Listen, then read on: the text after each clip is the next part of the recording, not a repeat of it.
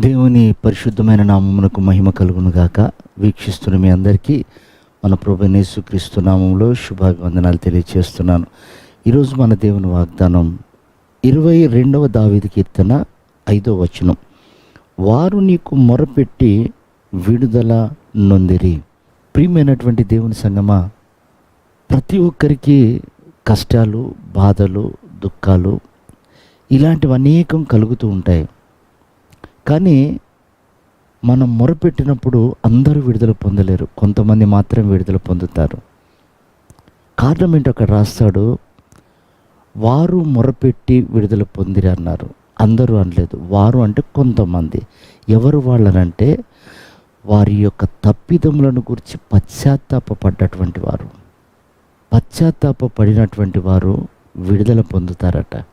ప్రియ దేవుని బిడ్డలారా, కొంతమందికి ఆత్మల కేక ఉంటుంది, కొంతమందికి ఆకలి కేక ఉంటుంది. అలాగే మొరపెట్టేవారు చాలామంది ఉంటారు. ఎన్నో రకాల మొరలు ఉంటాయి.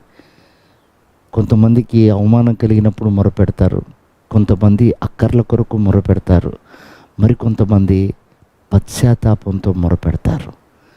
దేవుడు ఎవరికి విడుదలిస్తున్నాడు, ఎవరి మొర ఆలకిస్తున్నాడంటే పశ్చాత్తాపంతో ప్రార్థన చేసినప్పుడు దేవుడు ఆలకిస్తాడు. ప్రియమైనటువంటి దేవుని బిడ్డలారా, కొన్నిసార్లు భక్తులు వారికి కలిగిన కష్టాన్ని బట్టి మొరపెట్టినప్పుడు దేవుడు వారి మొర ఆలకించలే. బైబిల్ సెలవిస్తున్న మాట, మీరు మొరపెట్టినప్పుడు నేను నవ్వుతాను అంటాడు, మీరు వెతికినప్పుడు నేను దొరకను, దాచుకుంటాను అంటాడు. ఎందుకని?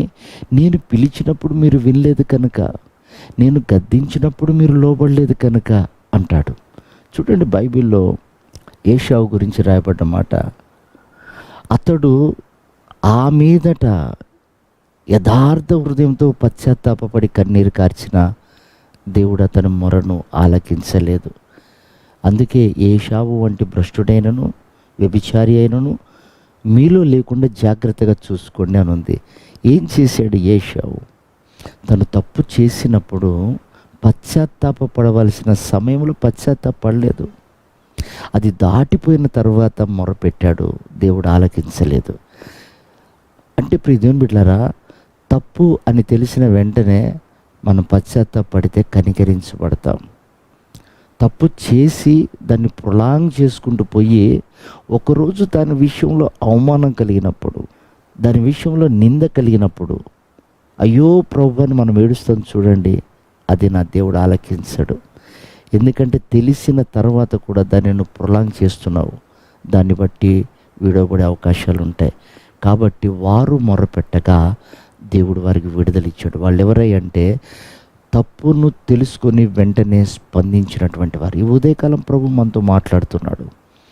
అనేక దినాలుగా జీవితం లేకపోవటానికి, సమాధానం లేకపోవటానికి, ప్రేమగా కలిసి ఉండలేకపోవటానికి ఒకవేళ ఇది కారణమై ఉండొచ్చేమో మనం తెలుసుకొని యథార్థంగా మొరపెట్టి ఇప్పటికైనా ప్రభు పాదాలు కడగలిగితే ఆయన కనికరానికి మనం యోగ్యులుగా మార్చబడతాం. అట్టి కృప ప్రభు మనందరికి అనుగ్రహించి ఆయన మహిమగల రాకడకు సిద్ధపరచును గాక. ఆమేన్.